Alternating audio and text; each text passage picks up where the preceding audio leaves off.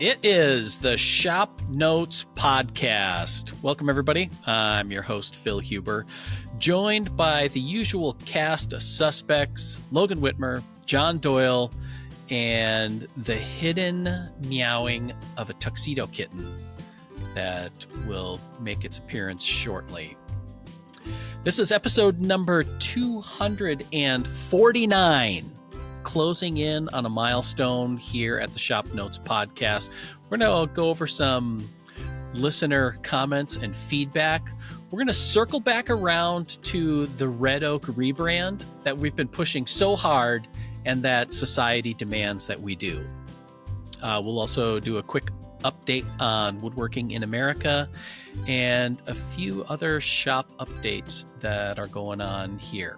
Thanks as always for listening. If you have any questions, comments, or smart remarks, you can send those in as email. The address is, of course, woodsmith@woodsmith.com, or you can leave a comment on our dedicated ShopNotes podcast YouTube channel. Check it out over at ShopNotes podcast. Oddly enough, is where you're going to find that. Podcast is brought to you by people who are unlimited subscribers to Woodsmith and Popwood Plus members and subscribers to both of those magazines, in addition to a few other sponsors. When you're working on a project in the shop, you put in hours of effort. The last thing you want is for it to come apart because the glue didn't hold. That's why you should keep a bottle of Gorilla Wood Glue on the bench. It's non-foaming, cleans up with water, and dries a natural color. And of course, there's the reliable Gorilla strength you can always trust. Also, check out Gorilla Wood Filler for strong, durable repairs. Gorilla is strong enough for the pro and easy enough for the beginner. Built by you, backed by Gorilla. All right, we're going to jump right in, as we always do on the ShopNotes podcast, with some listener questions and comments. IJWT Bot Dad says Inheritance Machining is a great channel. That channel, and of course you guys, are a couple of the only channels I subscribe to and get notifications. I've never done metal work, but I get mesmerized watching the precise, minuscule cuts. Plus, I love puns. Who doesn't? Who doesn't?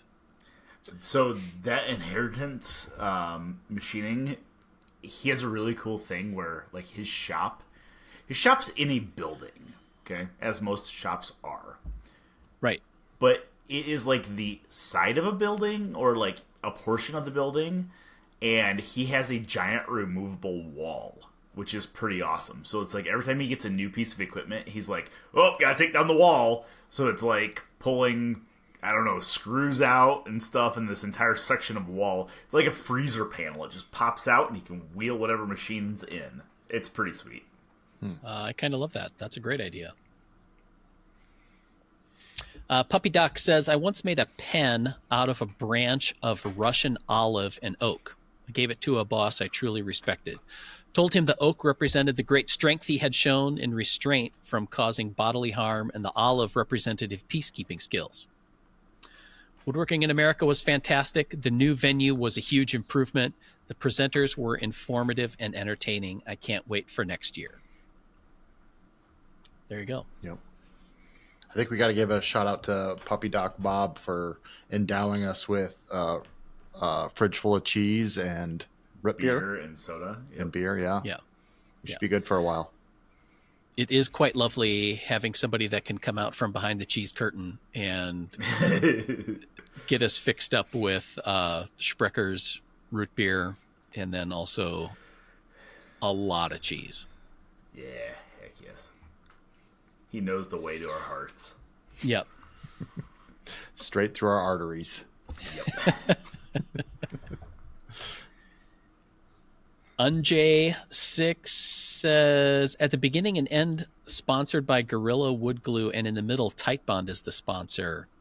Both sponsor the same podcast? That's weird.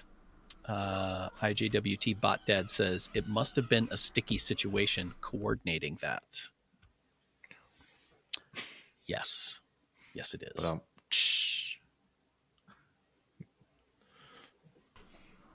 I have a cat fight going on if you guys can hear that. Okay. All right. That's totally legal as long as you don't bet on it. Yeah. Yeah. Does it count if one is underage, though? Oh, I don't know. Yeah. Yeah. We had also talked about whether red oak as a name for a species is like the Patagonian toothfish of wood species, and would do better if it was just had a better name. So we had several submissions for that. DP Meyer 4867 says red oak could just be called Quercus rouge. Just go with the Latin name on it. That's a possibility. Michael Thompson 5875 says if we're taking suggestions for the rebrand of red oak, I'd like to suggest Joiner's Oak in honor of Mr. Peter Follensby, who always manages to make it look spectacular. That one I can go along with. I kind of like that. Joiner's Oak has that, I don't know, vaguely heritage name that Nostalgic says something. name. Yeah. That says something without really saying anything. And then I got an email from Sean who says, hope you guys had an amazing Woodworking in America and are recovering well from all the good times and the hard work. Was listening to ShopNotes podcast 247 and had way too much fun with your challenge to rebrand red oak. For classic Americana woodworkers, it's clearly time we started calling it blushing acorn. But for the younger TikTok influencer space with all the amazing inlays and bow ties made of hard to find exotic species, the clear winner is steepleheart. And I think you would agree that people would pay $80 per board foot for steepleheart. Love it. Bring it all in. Good stuff. Yep. Ryan Osterbrink says, great job on Woodworking in America this year. I had a great time and learned a bunch of new tricks. It's great to watch and listen to people who have honed their craft to the level of these speakers. Watching Shay use hand tools to churn out a chair leg at the speed he did, or seeing Albert saw up perfectly fitting small pieces of veneer makes most of us scratch our heads and wonder. I thought the venue this year was a definite upgrade over last year, and having concessions on site was a plus. I'm already looking forward to next year. There you go. Thanks again for all of your and your crew's hard work putting together the magazine, podcast, TV show, and Woodworking in America. Ryan from Rhinelander. Fun fact, Rhinelander is the home of Wisconsin's state mythical beast, the hodag. You can look that up. There you go. All right, keep sending in those suggestions that you have for rebranding red oak. See if you can top Joiner's Oak. I think that's clearly the favorite so far.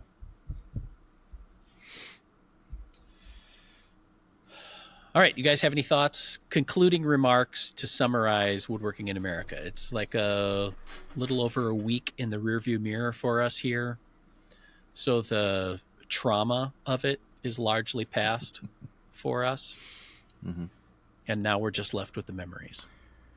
Once again, I was not able. I did not get into anybody else's sessions, which I wish I would have. But okay. It's just one of those things. I always felt I was running around doing stuff, checking on vendors, checking on people, make sure they had what they needed for their session, stuff like that. Overall, great success. I, on the front end of it, would have said I would have wanted us to maybe grab, another 100 attendees there. But I think we would have had a hard time fitting that many people into classrooms, because there was several times where it's like classrooms were standing room only. I actually had to interrupt Shay's one class to make them move into the next room because it was slightly larger. So that will be a good exercise for next year, trying to figure out how we. We expect that the number of attendees year after year is going to get a little bit bigger as this thing gains momentum and people want to continue to come to it.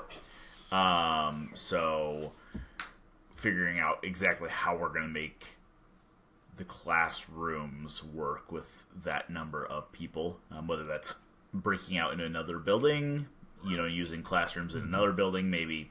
I would love to have a few, maybe green woodworking classes next year, so maybe have a tent outside. Is it too much to have Roy Underhill out there hewing logs? Probably at his age, but maybe.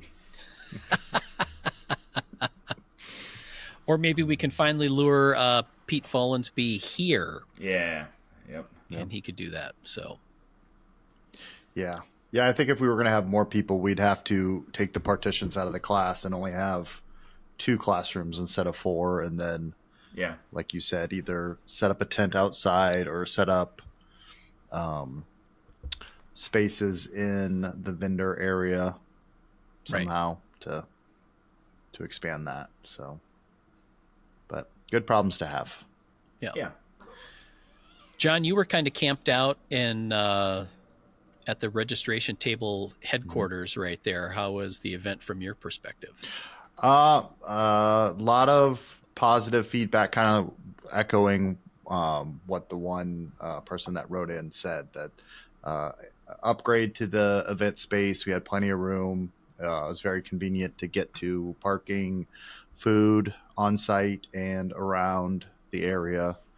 And like Logan said, I would have liked to bop into some of the classes. I only stopped into Albert's real quick. I was like the first 15 minutes, so I didn't even really get into it. But yeah, it's just busy with, running around, taking care of people. So we need to have an event just for us that we get to attend and not work. If we can have all the presenters stay an extra day and do demos for us, that'd be great. Yeah. Maybe we'll look at the contracts next year. Yeah. Yeah. Yeah. So, but honestly, I have to say, some of my favorite times though are because a lot of these presenters are contributors to one of the titles, right? Mm-hmm. Sure. They're people we've worked with, people we know, but getting the chance and being able to go have dinner with them the night after the day, that's one of my favorite parts. Just being able to sit there and shoot the shit with Alex and Wilbur and Shay and whoever else, Vic, just super fun. Being able to just hang out with people, get their opinions on what could be better, what could be worse, how their sessions went, stuff like that. Yeah. I would agree. And the open house is always fun too, I was going to say, because that's kind of our little break to relax before it starts and get to talk to people face to face, and they get to see where we work and do our thing and all that fun stuff. So overall I thought it was a really good event. I spent a lot of time talking to attendees at different tables in between sessions or afterwards, and kind of impromptu Q&A sessions for folk before my presentations, and all of that. Tons of fun being able to just find out where people were from. We had a stat that there were folk from 35 states, which is pretty impressive for our event. So it was all good things. After taking a few days to recover, I was able to spend some time in my workshop this past weekend and made a new rack for my hand screw clamps, because the previous one held less than half of them. So did that. I've discovered that I feel like if you have a workshop space, one of the things that they don't tell you is that you will spend an inordinate amount of time of cleaning up, throwing away stuff, and restacking wood piles. More than you think. And I know, Logan, you spent a lot of time in your your Woodworking in America recovery in your space, and maybe you can chime in on some of the things you've been up to. Yeah. So my initial thought was like, we're working like, I mean, Saturday we're working, Sunday we're working, doing pick up, tear down. I was going to take a couple days off. Monday had to be at the event space all day to get pallets picked up just because of some of the logistics that the fairgrounds needed, whatever. So like Tuesday, Wednesday, Thursday, kind of partial days, kind of doing my own thing, doing, things around here, whatever. Excuse me while I yell at cats quick. I'm going to bully cat. But I'm not convinced that the little cat is not dramatic. Because I've been watching them, and I'm pretty sure the little cat's just dramatic. So yeah, second-borns are. Yes. But now he's instigating, so it is what it is. But yeah, so I have been talking about putting a wood stove here in the shop. And I'm the type of guy that when I want to do something like that, A, I'm probably just going to do it. But B, I'm going to like way over investigate and research and like overthink it to the, 10th degree. So over the last 36 years, I've just decided if I'm going to do it, just do it because then I'll stop obsessing over it. Mm-hmm. So it's a form of therapy and self-care, really. Yes, it is. So I last week went out and grabbed a wood stove. I was trying to decide like do I get one that is appropriately sized? Do I oversize one for my space? So I oversized it for the space a little bit. I have about 1,600 square feet here in the shop.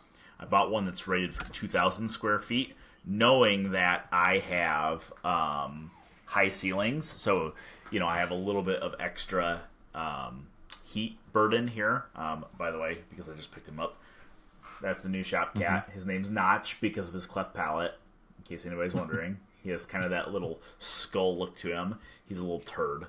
I got him as a friend to Goose. They're not very friendly right now. But anyways, so I ended up buying this wood stove. It was on sale at Tractor Supply.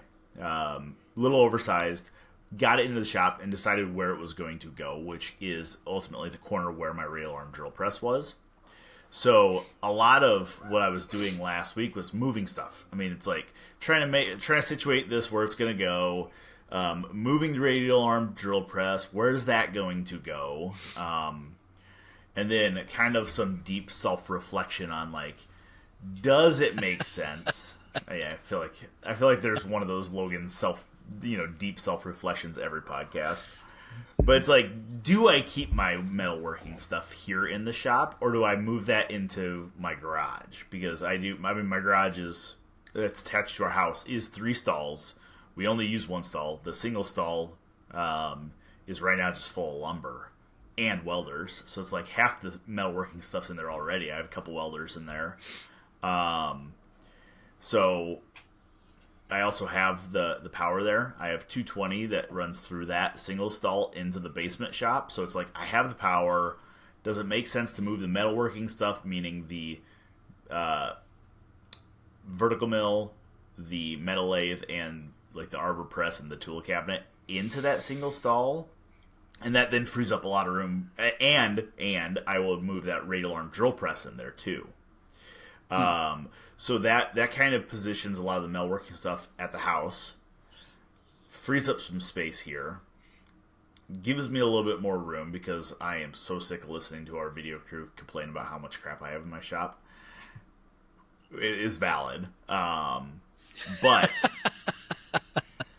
so there's lots of things that are still moving. Lots of things that need still removed. But yeah, it's yeah. Having a shop and being in a shop does not always mean building stuff. Shop is a state of being. Mm-hmm. Right. Yeah. Yeah. What's Adam Savage's line? It's not a problem to be solved. It's a process to be managed. 100%. Yeah. because I feel like it's one of those things again where it's a domino project. You're just doing one thing. I'm just adding a wood stove, and then all the dominoes start falling afterwards. And until you like pull a few of them out farther down the string, like the next thing you know, you've revamped the whole place. Yeah. I mean, kind of. And like Yeah. part of this entire thing is like, again, this is all like that shop vision that I've been working on, that I've had for years. And it's like, okay, wood stoves in the corner, moving stuff around, gotta work in some lumber storage in the shop somewhere. So that's like coming in the, near future. Sure. So like there's all of these things, and then somebody decides that, you know what, it's been a beautiful week out. The sawmill was out because of Woodworking America, and we should just like set a goal to get through 3 logs a day. So we've also been doing that. Why not? Right. Yeah.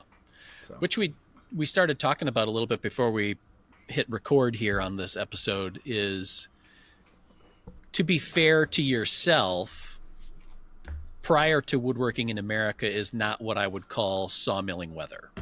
No, it's hot. It's sweaty. Sawdust sticks to you.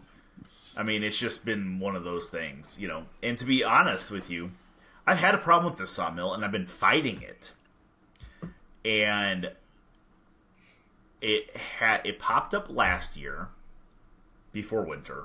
I'm just using last year, before winter. It popped up, and it kind of disappeared, and then it reappeared. Thankfully, it reappeared after my Woodworking in America demonstrations. I had the sawmill set up here last week, and I was running a couple of things through it, and all of a sudden, the power feed would just stop completely. Like, I'd be in the middle of a cut, and it would be stopping every foot. Almost like, so there's a sensor, so there are DC motors that drive everything. Power feed's driven off a chain and sprocket, and there is a DC motor that drives it, and then there's a little logic board that drives that motor. And the logic board has programming built into it. If it senses over amp draw, meaning it is having to push too hard, as if it runs into something, it stops. So It was almost like it was running into something, but it wasn't.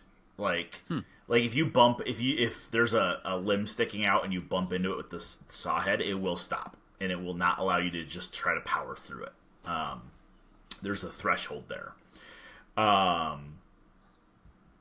Sometimes I would saw all day, not stop once.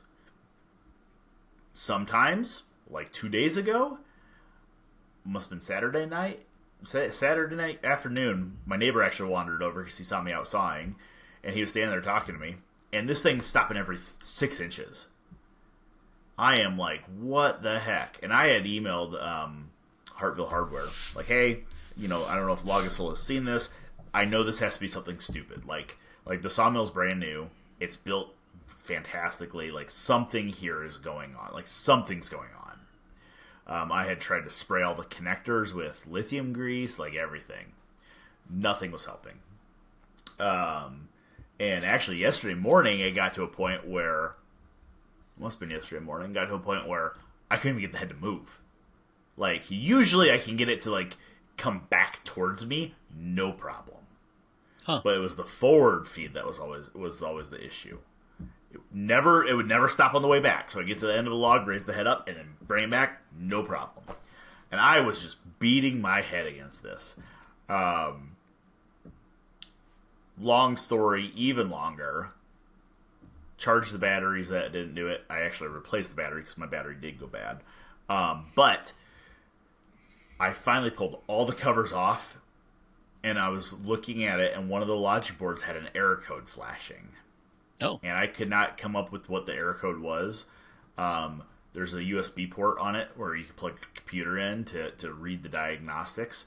But I started like touching the wires, and then I realized one of the connectors, if you put up pressure on it, it's fine. And then the lights all turn green. If you let it go, the lights turn red. So there's something in that one connector, and I think it's actually inside the board. Something in there is not right. So I'm working with Logasol to get a new one of those. in. Currently, it's zip tied to put tension on it, and it's working just fine. So, oh man, but yeah. So the old turn up the radio solves your car problems Yep. solution. Yeah, but I'll tell you what, it's run great, and a lot of people are probably like, oh, 3 logs a day, like that seems like a pretty big burden to cut. I can get through 3 logs in 40 minutes. Right. Like, no issues. The cleanup for 3 logs, that's the problem. So it's like I got all the offcuts. I gotta then restack all the lumber and stuff. So there's a little bit more than that. But it's like what I've been trying to do is be very strategic. Where it's like, okay, like must have been Friday and Saturday, I ran all walnut. So I just cut a bunch of walnut. So it's like all that walnut goes on a stack. So it's like cut it, put it on the forks of the skid loader. I can get 2 logs at once, put one on the sawmill, one on the loader, then I just leave the forks there. So it's like cut through, put them on the forks, load up the next log without moving the skid loader, and I can just keep stacking up on the forks, and then I just have to restack it. So not a big deal. So it's been going pretty quickly, but then I have all these offcuts that are left. Right. And actually, the whole nexus for getting the sawmill set up and doing this is one of the Wood Magazine former editors was coming out last week because he had an ash tree he wanted slabbed out. So actually both of their editors that retired came out, and we ran stuff through the sawmill and stuff. And yeah, there was a giant oak that I was going to bring to do the quarter sawing on the sawmill at the Woodworking in America. Skid loader wouldn't lift it until I topped off the diesel, and then that gave me enough counterbalance to actually lift it up, which means I was really like bouncing on 2 tires most of the way. But yeah, got that cut up, went through a bunch of walnuts, been going through some nasty cherries. These cherries have been down for like 2 or 3 years, so the sapwood's pretty much gone on them. It's very soft if it's there, but the heartwood's still good. So we've been cranking through. I don't know what's going to happen when I don't have any logs sitting here. I'm not going to know what to do with my hands. Right. This episode of the ShopNotes podcast is sponsored by Harvey Industries. Good enough is not good enough. See all of our new tools at harveywoodworking.com. Well, I think a lot of this was driven by the fact of, like, in the building of your shop now, and then the rerouting of your driveway and that whole process, just because you're working with, I think you were working with the county, right, on how and when that all got taken care of. So all of that is what's finally giving you the space to create the log yard, so to speak, that you have there. Yep. So again, another domino project where you had to wait for a few other dominoes to come down in order to be able to organize all this. So, and the other thing is, not to make this a complete sawmilling freaking podcast, but one of the other things I was waiting for to start when you're cutting lumber, right? You have to have somewhere to put it. Okay, right. I could just stack it anywhere. My wife hates to hear that, but I can just kind of stack it anywhere.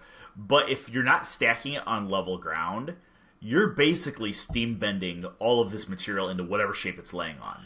So either you have to set up level ground, you have to level blocks, you got to do something.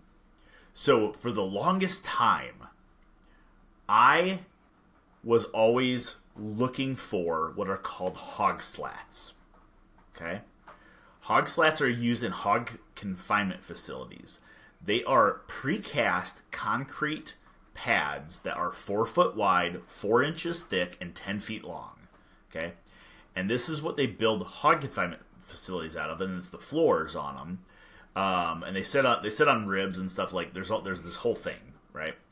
But being in the middle of Iowa, occasionally they pop up for sale. Like someone's ripping out a hog confinement facility, you can buy them fairly inexpensively. They're precast concrete. They're not perfectly flat, but they're flat enough for rough sawn lumber. And I've been looking for a load of these that I can go grab. Now I can buy them by the semi-load, but I don't want a semi-load of them. I want like 10 of them to stack lumber on. And I found a guy north of us in Ames that he said he had a couple hundred available. And I was like, cool, I'm going to come buy 10. Now, I don't know if he wanted to dink around selling me just 10, because he's, most of these hog confinement guys, they need, thousands of them. Right. But I was like, he said he was going to sell them to me.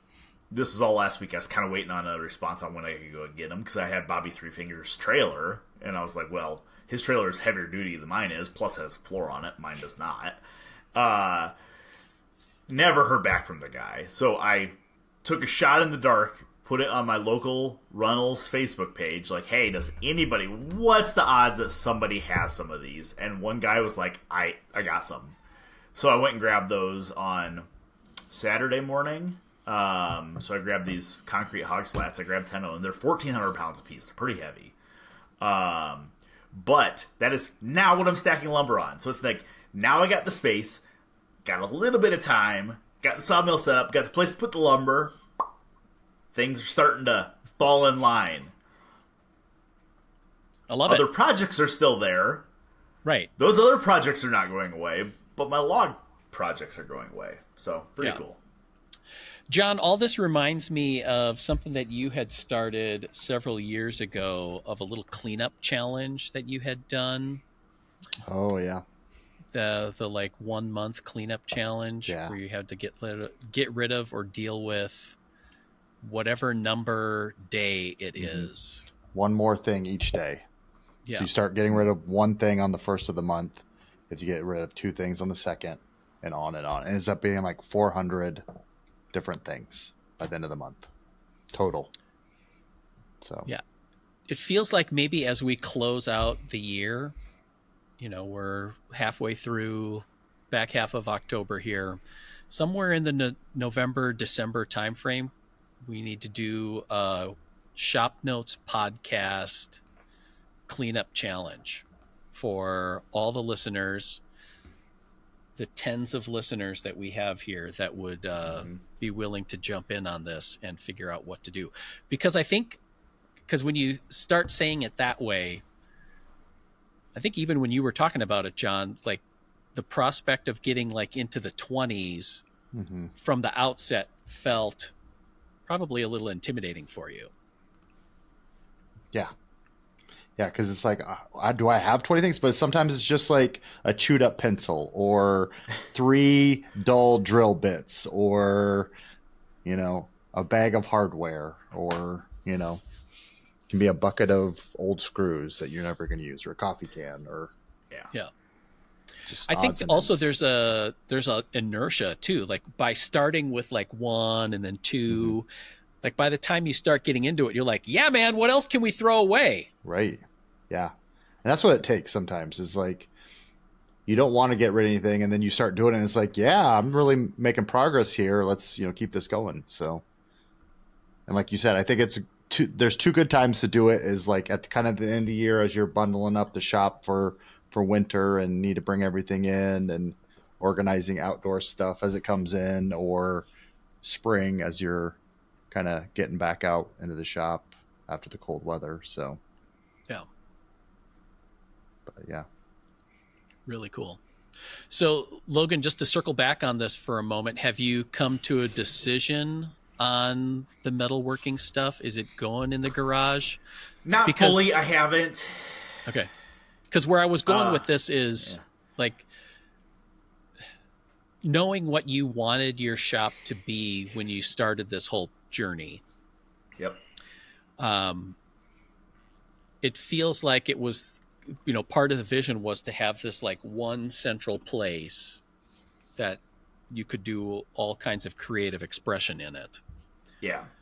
So the decision to bifurcate your shop in terms of having a metalworking and a woodworking kind of part separate feels like it would be, you'd be working on something in your shop and then be like, I would really love to mill a new blobbity bob. And then it's like, but I got to go outside.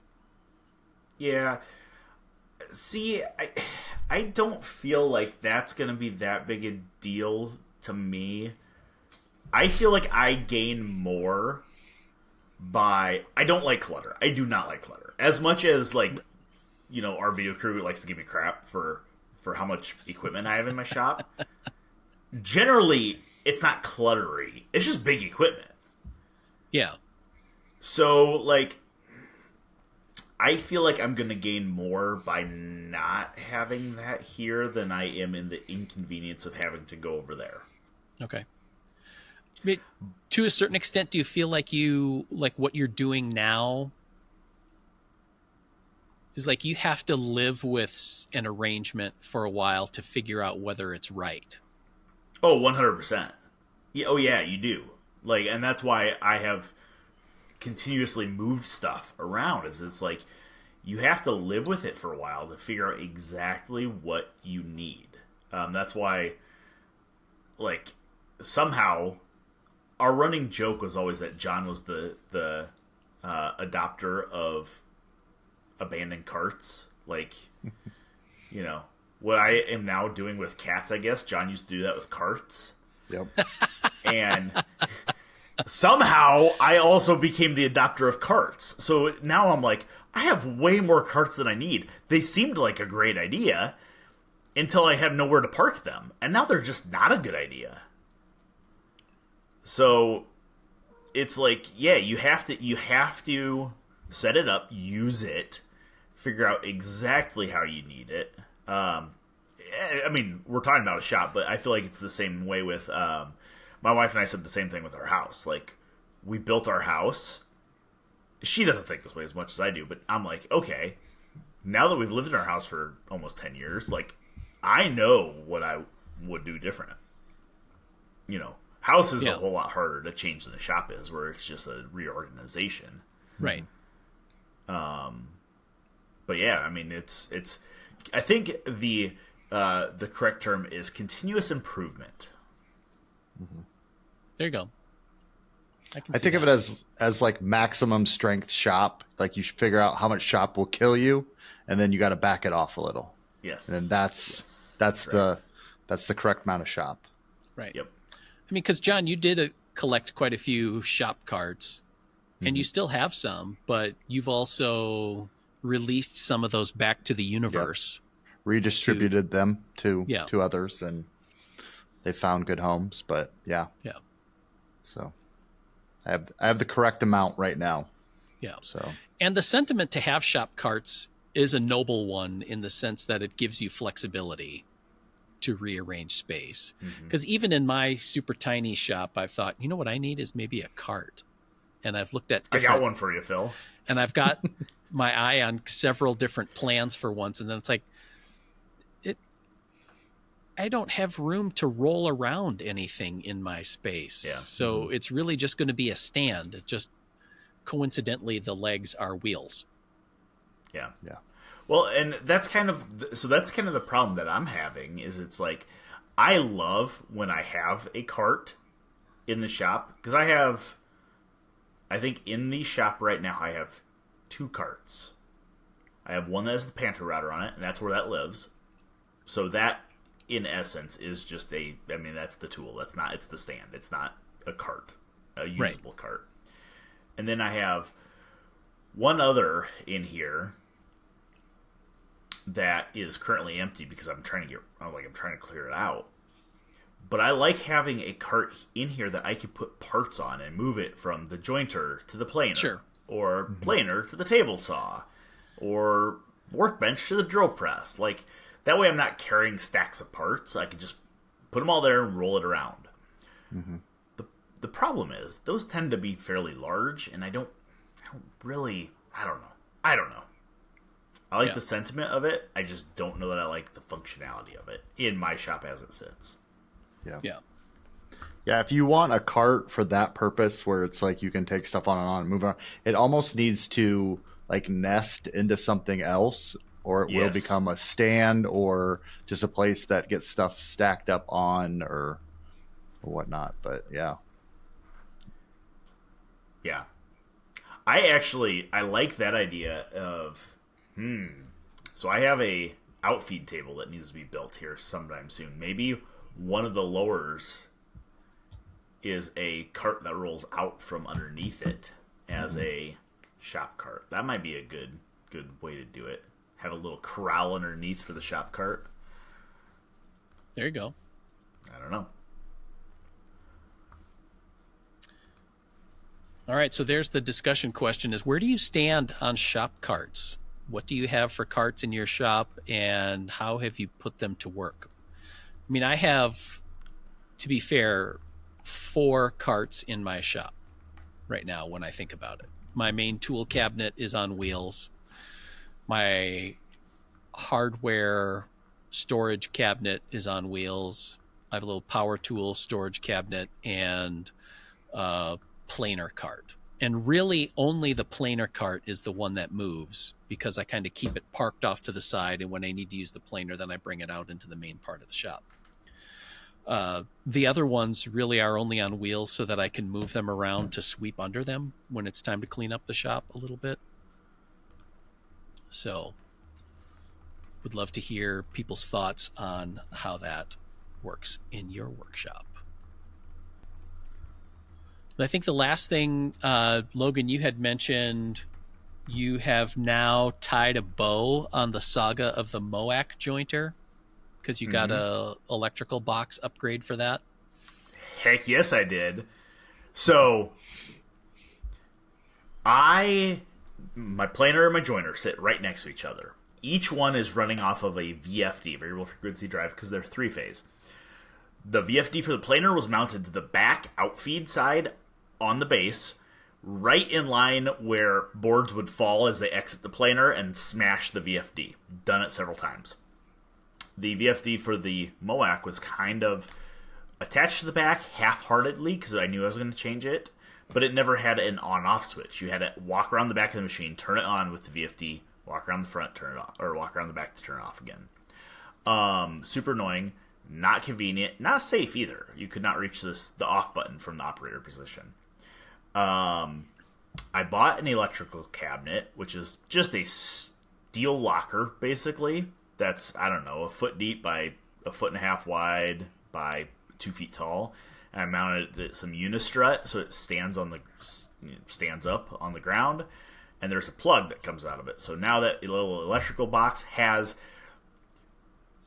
a cord coming out of it, plugged into the outlet.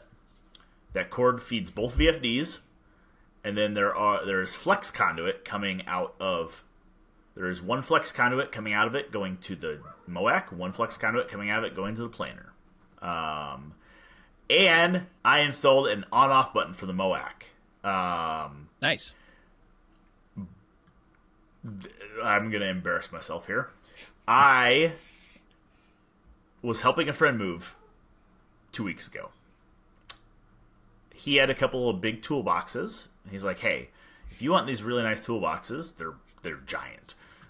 He's like, you can have them, but I need you to help me move my shop. I said, okay, no problem, Greg. I'll help you move your shop. So I get to his house.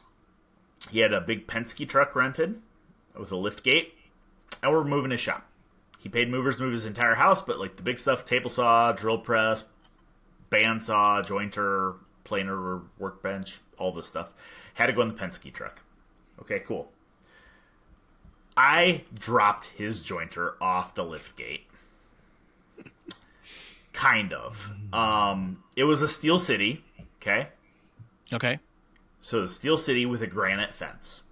Oh. Okay, so I had the jointer on the lift gate with another tool. I don't remember what the other tool was, but I'm standing there holding one of the tools, using the lift gate with one hand, and the problem is when you got to the top, the angle of his driveway tilted everything forward pretty hard. So I got to the top, and the jointer went. So it actually fell. It didn't fall off the tailgate. It fell from an upright position onto the fence support that comes off the backside. Okay. The granite fence shattered. The cast iron fence attachment mechanism, whatever, broke. And I'm like, dang it, Greg. Like, I felt awful, right? And of course, Greg's like, that means I get a new one. Like, his initial thought is, oh, cool, I can buy a nicer one now. I'm like, there you go. I'm gonna replace this. Obviously, I was the one moving it. Like I wasn't, should have probably waited for a second person to hold on to these. Whatever. So last week, I found somebody in Des Moines had a Steel City 6-inch joiner for $300. All right. Beautiful shape. Freaking pristine. Okay? So I went and bought it. I'm like, I'm going to replace Gray. Like, this is my, $300 bad, right? Like, I'm going to replace his joiner. In essence, this was me paying $300 for his 2 tool cabinets. Not really, but kind of. But what this Steel City jointer had on it, so I have Greg's that I dropped off the truck sitting here in my shop. I have this new one. They both have a bracket arm for the on-off button, like that. Oh, I was like, yeah, I know. So it worked perfect. Everything worked out. The universe healed itself. I got an on-off button for my Moac with a bracket arm. Yeah. So, is what it is. But, yes, all right. Moac is completely up and running. There is an on-off button now.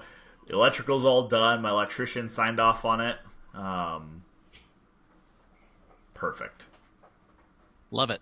So, it is too bad and shall never be spoken of again.